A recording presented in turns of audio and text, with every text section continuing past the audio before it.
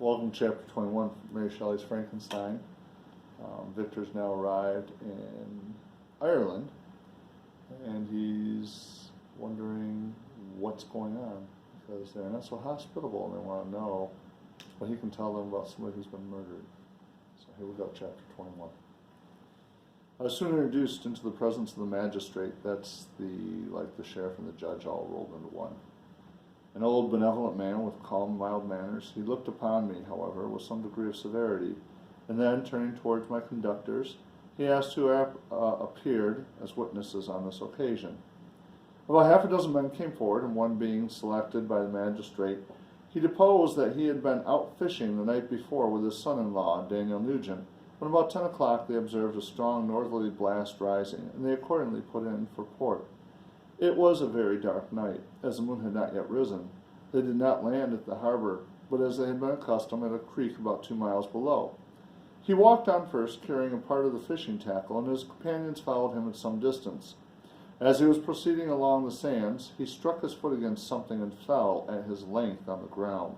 His companions came up to assist him, and by the light of their lantern they found that he had fallen on the body of a man, who was to all appearances dead. The first supposition was that it was the corpse of some person who had been drowned and was thrown on shore by the waves. But on examination they found that the clothes were not wet, and even the body was not then cold. They instantly carried it to the cottage of an old woman near the spot and endeavored, but in vain, to restore it to life. It appeared to be a handsome young man, about 25 years of age. He had apparently been strangled, for there was no sign of any violence except the black mark of fingers on his neck. The first part of this deposition did not in the least interest me, but when the mark of the fingers was mentioned, I remembered the murder of my brother and felt myself extremely agitated. My limbs trembled and a mist came over my eyes, which obliged me to lean on a chair for support. The magistrate observed me with a keen eye, and of course drew an unfavorable augury from my manner.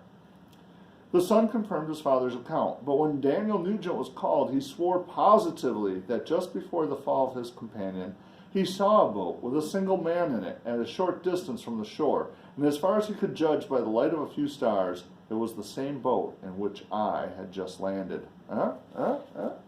See, Victor? He has no alibi, does he? A woman deposed that she lived near the beach and was standing at the door of her cottage waiting for the return of the fishermen.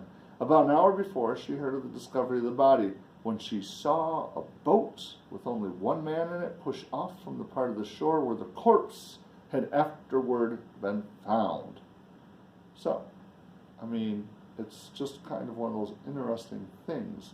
And the question becomes, why would the creature get into the boat? You know, if it had been the creature that did this. And, you know, where did the creature get the boat? If it was the creature, if it were, conditional tense, if it were the creature who had killed this stranger that they're blaming Victor for the death, where and why did the creature get the boat when somebody it's missing? Might have been Victor, you know. Another woman confirmed the account of the fishermen, having brought the body into her house. It was not cold. They put it into a bed and rubbed it, and Daniel went to the town for an apothecary, but life was quite gone. Several other men were examined concerning my landing, and they agreed that with the strong north wind that had arisen during the night, it was very probable that I had beaten about for many hours and been obliged to return nearly to the same spot from which I had departed. Besides, they observed that it appeared that I had brought the body from another place, and it was likely that as I did not appear to know the shore, I might have put into the harbor ignorant of the distance of the town from the place where I had deposited the corpse. Mr. Curwen, on hearing this evidence, desired that I should be taken into the room where the body lay for interment, that it might be observed what effect the sight of it would produce upon me. This idea was probably suggested by the extreme agitation I had exhibited when the mode of the murder had been described. I was accordingly conducted by the magistrate and several other persons to the inn. I could not help being struck by the strange coincidence that had taken place during this eventful night. But knowing that I had been conversing with several persons on the island I inhabited about the time that the body had been found, I was perfectly tranquil as to the consequences of the affair. But was he? He mentions nothing of that. He had actually left and put the body the remains of the creature's lover, that was going to be his lover, into the sea there. He wasn't conversing with anybody. Good luck with his alibi. I entered the room where the corpse lay and was led up to the coffin. How can I describe my sensations on beholding it?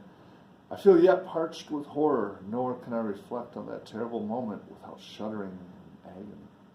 The examination, the presence of the magistrate and witnesses, passed like a dream. When you start to see the word dream here, make a record of the page. Okay, now this isn't the first time he's mentioned it. He mentioned it before and again before. But start keeping track how often it comes up now. This being in chapter 21. But mark your page number. Just list dream and how many times it comes up.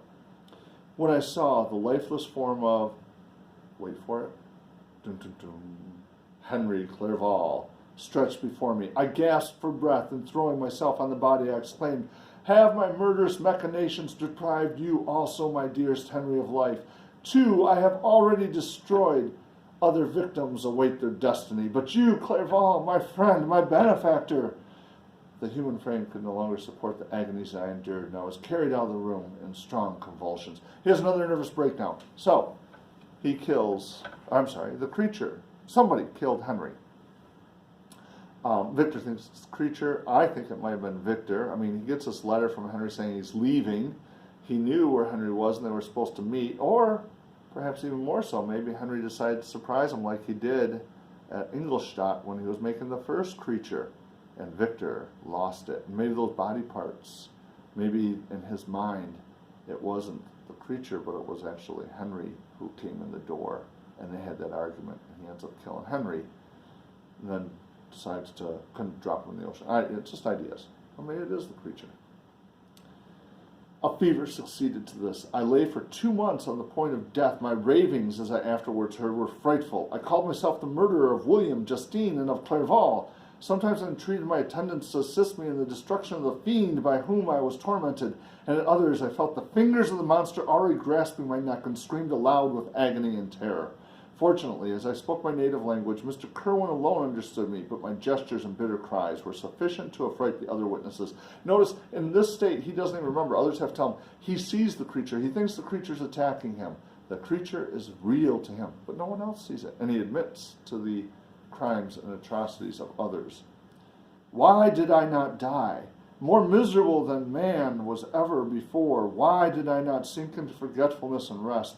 Death snatches away many blooming children, the only hopes of their doting parents. Wow, foreshadowing on Mary Shelley's part, the deaths of her children to come.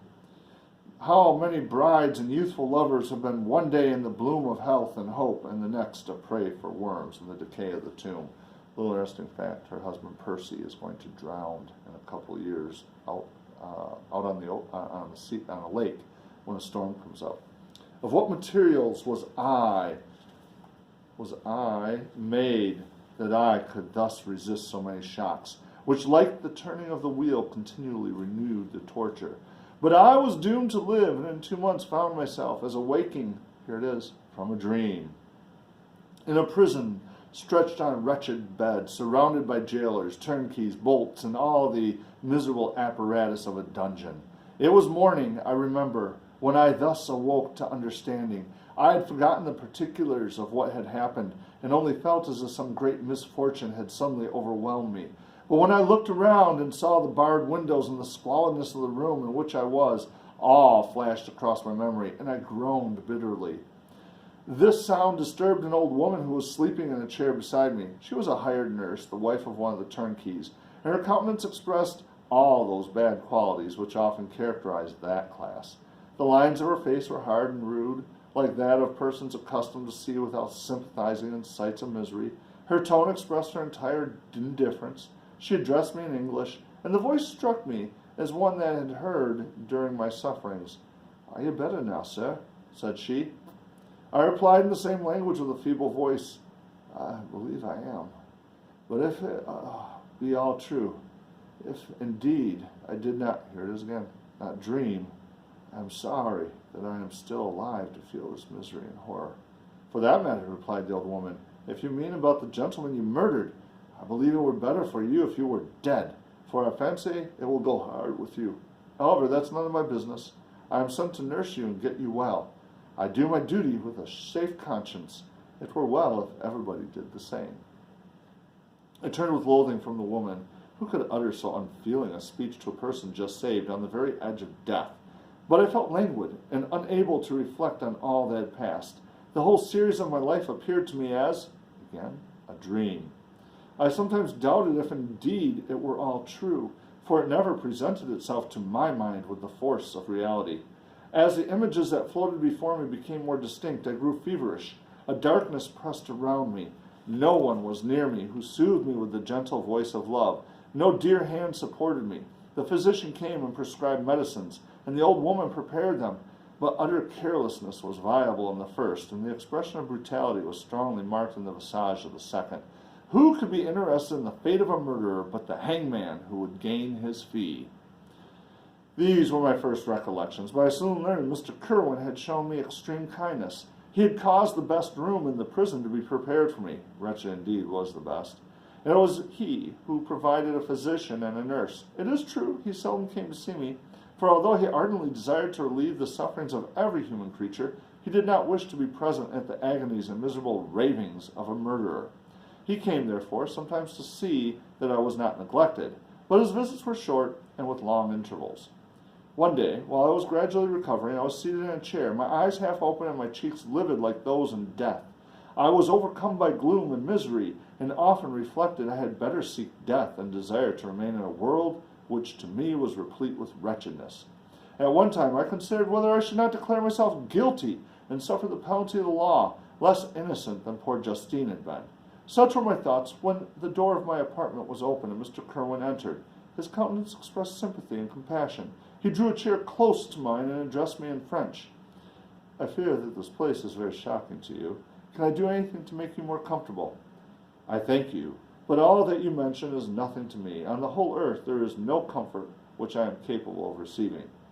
I know that the sympathy of a stranger can be but of little relief to one borne down as you are by so strange misfortune. But you will, I hope, soon quit this melancholy abode, for doubtless evidence can easily be brought to free you from the criminal charge." "That is my least concern. I am, by a course of strange events, become the most miserable of mortals. Persecuted and tortured as I am and have been, can death be any evil to me?" Pause a moment. Nothing indeed could be more unfortunate and agonizing than the strange chances that have lately occurred. You were thrown by some... Oh, this is, what's his name talking, sorry. Anyways, this is the magistrate. "By a surprising accident on this shore renowned for its hospitalities," they're speaking in French, "seized immediately and charged with murder. The first sight that was presented to your eyes was the body of your friend murdered in so unaccountable a manner and placed, as it were, by some fiend who crossed your path. As Mr. Kerwin said this, notwithstanding the agitation I endured on this retrospect of my sufferings, I also felt considerable surprise at the knowledge he seemed to possess concerning me. I suppose some astonishment was exhibited in my countenance. Mr. Kerwin hastened to say, "Immediately upon your taking ill, all the papers that were on your person were brought to me, and I examined them that I might discover some trace by which I could send to your relations an account of your misfortune and illness. I found several letters, and among others, one which I discovered from its commencement to be from your father. I instantly wrote to Geneva. Nearly 2 months have elapsed since the departure of my letter. But you are ill. Even now you tremble. You are unfit for agitation of any kind. This suspense is 1,000 times worse than the most horrible event. Tell me, what new scene of death has been acted, and whose murder I am now to lament?" "Your family is perfectly well," said Mr. Kerwin with gentleness, "and someone, a friend, is come to visit you." I know not by what chain of thought the idea presented itself, but it instantly darted into my mind that the murderer had come to mock at my misery and taunt me with the death of Clerval, as a new incitement for me to comply with his hellish desires. I put my hand before my eyes and cried out in agony, "Oh, take him away, I cannot see him, for God's sake, do not let him enter." Mr. Kerwin regarded me with a troubled countenance. He could not help regarding my exclamation as a presumption of my guilt, and said in a rather severe tone, "I should have thought, young man, that the presence of your father would have welcomed instead of inspiring such violent repugnance." "My father!" cried I. while every feature and every muscle was relaxed from anguish to pleasure. "Is my father indeed come? How kind, how very kind! But where is he? Why does he not hasten to me?" My change of manner surprised and pleased the magistrate. Perhaps he thought that my former exclamation was a momentary return of delirium, and now he instantly resumed his former benevolence. He rose and quitted the room with my nurse, and in a moment my father entered it. Nothing at this moment could have given me greater pleasure than the arrival of my father. I stretched out my hand to him and cried, "Are you then safe, and Elizabeth and Ernest?" My father calmed me with assurances of their welfare, and endeavored, by dwelling on these subjects so interesting to my heart, to raise my desponding spirits. But he soon felt that a prison cannot be the abode of cheerfulness. "What a place this is that you inhabit, my son," said he, looking mournfully at the barred windows and wretched appearance of the room. "You traveled to seek happiness, but a fatality seems to pursue you and poor Clerval." The name of my unfortunate murdered friend was an agitation too great to be endured in my weak state. I shed tears. "Alas, yes, my father," replied I. "Some destiny of the most horrible kind hangs over me, and I must live to fulfill it, or surely I should have died on the coffin of Henry." We were not allowed to converse for any length of time, for the precarious state of my health rendered every precaution necessary that could endure tranquillity. Mr. Kerwin came in and insisted that my strength should not be exhausted by too much exertion. But the appearance of my father was to me like that of my good angel, and I gradually recovered my health. As my sickness quitted me, I was absorbed by a gloomy and black melancholy that nothing could dissipate. The image of Clerval was forever before me, ghastly and murdered. More than once the agitation into which these reflections threw me made my friends dread a dangerous relapse. Alas! Why did they preserve so miserable and detested a life? It was surely that I might fulfill my destiny, which is now drawing to a close. Soon, oh very soon, will death extinguish these throbbings and relieve me from the mighty weight of anguish that bears me to the dust. And in executing the award of justice, I shall also sink to rest. Then the appearance of death was distant, although the wish was ever present to my thoughts, and I often sat for hours motionless and speechless, wishing for some mighty revolution that might bury me and my destroyer in its ruin. The season of the assizes approached. I had already been 3 months in prison, and although I was still weak and in continual danger of a relapse, I was obliged to travel nearly 100 miles to the country town where the court was held. Mr. Kerwin charged himself with every care of collecting witnesses and arranging my defense. I was spared the disgrace of appearing publicly as a criminal, as a case was not brought before the court that decides on life and death. The grand jury rejected the bill, on its being proved that I was on the Orkney Islands at the hour the body of my friend was found, and a fortnight after my removal I was liberated from prison. It's interesting, this Mr. Kerwin, I wonder what else he found in those letters. What else did Victor have with him? Did he have, again, his notes? Was there anything that might have made Mr. Kerwin wonder? Anyhow, for whatever reason, Kerwin intervenes and Victor is found not guilty. Remember, the court system doesn't find you innocent, they find you not guilty. My father was enraptured on finding me freed from the vexations of a criminal charge, that I was again allowed to breathe the fresh atmosphere and permitted to return to my native country. I did not participate in these feelings, for to me the walls of a dungeon or a palace were alike hateful. The cup of life was poisoned forever, and although the sun shone upon me as upon the happy and gay of heart, I saw around me nothing but a dense and frightful darkness, penetrated by no light but the glimmer of 2 eyes that glared upon me. Sometimes they were the expressive eyes of Henry, languishing in death, the dark orbs nearly covered by the lids and the long lashes that fringed them. Sometimes it was the watery, clouded eye of the monster, as I first saw them in my chamber at Ingolstadt. My father tried to awaken in me, notice again this idea of dreaming, awaken, the feelings of affection. He talked of Geneva, which I should soon visit, of Elizabeth and Ernest. But these words only drew deep groans from me. Sometimes, indeed, I felt a wish for happiness and thought with melancholy delight of my beloved cousin, or longed with a devouring malady du pays sickness for homesickness. To see once more the blue lake and the rapid Rhone that had been so dear to me in my early childhood, but my general state of feeling was a torpor in which a prison was as welcome a residence as the divinest scene in nature. And these fits were seldom interrupted but by paroxysms of anguish and despair. At these moments I often endeavored to put an end to the existence I loathed, and it required unceasing attendance and vigilance to restrain me from committing some dreadful act of violence. He tries more than once to commit suicide. He feels guilty, and they have to. They have to keep an eye on him. Yet one duty remained to me, the recollection of which finally triumphed over my selfish despair, reference to suicide. It was necessary that I should return without delay to Geneva, there to watch over the lives of those I so fondly loved, and to lie in wait for the murderer, that if any chance led me to the place of his concealment, or if he dared again to blast me by his presence, I might, with unfailing aim, put an end to the existence of the monstrous image. Notice the word image here. It's in his head. Let's think about the places where he sees the creature. Image, image, image. Which I had endured with the mockery of a soul still more monstrous. Even his soul he calls a monster.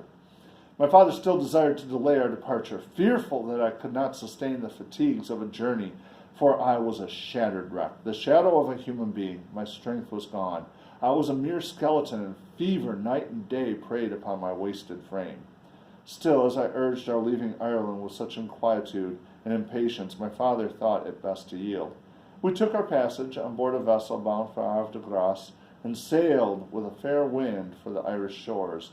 It was midnight. I lay on the deck, looking at the stars and listening to the dashing of the waves. I hailed the darkness that shut Ireland from my sight, and my pulse beat with a feverish joy when I reflected that I should soon see Geneva.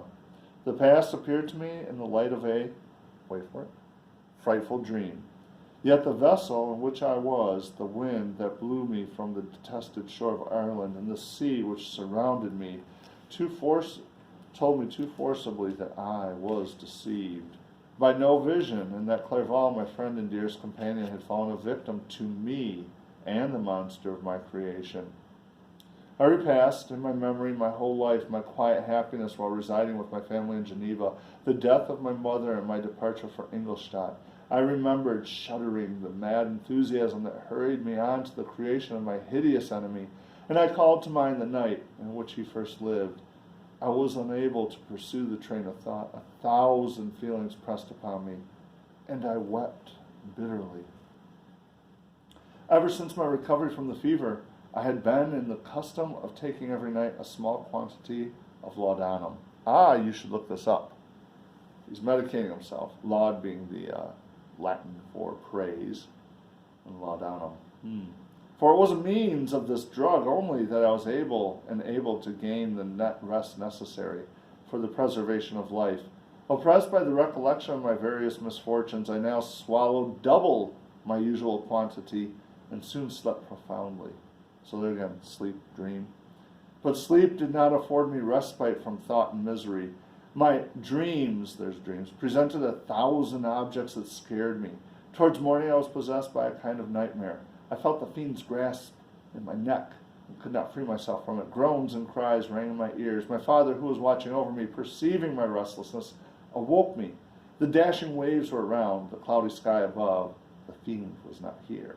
A sense of security, a feeling that a truce was established between the present hour and the irresistible, disastrous future, imparted to me a kind of calm forgetfulness, of which the human mind is, by its structure, peculiarly susceptible. So Victor's not in a very good state. Lots of nervous breakdowns and not taking care of himself, and now he's self-medicating. You have to ask yourself here, Walton, how reliable is this narrator and this story that's being told? That's it for chapter 22. We'll get to chapter 23 in a little bit.